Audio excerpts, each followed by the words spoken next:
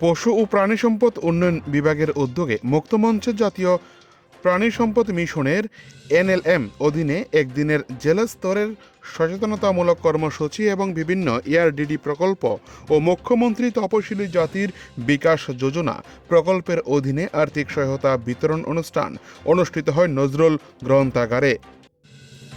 এদিন প্রদীপ প্রজ্বলন করে অনুষ্ঠানের শুভ উদ্বোধন করেন অর্থমন্ত্রী প্রণজিৎ সিংহ রায়।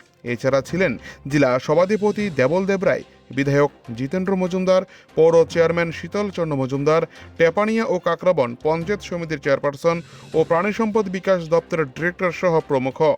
এদিন রাজ্যের অর্থমন্ত্রী প্রণজিৎ সিংহ রায় ভাষণ রাখতে গিয়ে বলেন, বর্তমান কেন্দ্রীয় ও রাজ্য সরকার বিভিন্ন প্রকল্পের মাধ্যমে বিভিন্ন পঞ্চায়েত এলাকার উন্নয়নের জন্য কর্মসূচি হাতে নিয়েছে। মহিলাদের আত্মনির্ভর হওয়ার জন্য গুরুত্ব আরোপ করেছে বর্তমান কেন্দ্র ও রাজ্য সরকার। তিনি উল্লেখ করে বলেন, বাড়ির পুরুষদের পাশাপাশি মহিলাদেরও আত্মনির্ভর হতে হবে। এই দিনের এই অনুষ্ঠানের মাধ্যমে গৃহস্থদের মধ্যে ৬,০০০ টাকা করে চেক তুলে দেওয়া হয়।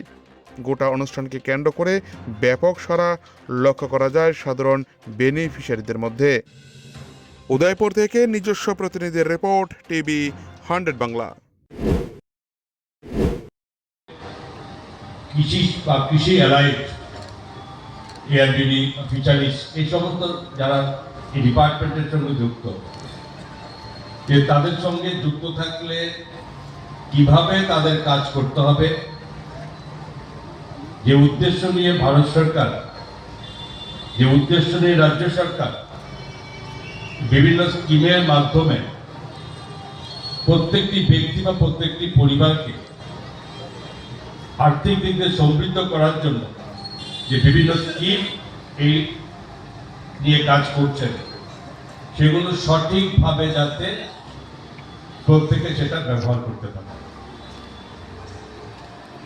একটা সময়ে একদম ছিল না সেটা বললে হবে না, কিন্তু স্কিম দেওয়া মানে সরকার বিভিন্ন খাতে বিভিন্ন স্কিম রেখে তার মাধ্যমে আর্থিক সহযোগিতা করা, এবং আর্থিক সহযোগিতা করলে যে কোনো ব্যক্তি বা যে কোনো ইউনিট সেখানে প্রকৃতপক্ষে সেখানে লক্ষ্যবস্তুতে পৌঁছাতে পারবে। যদি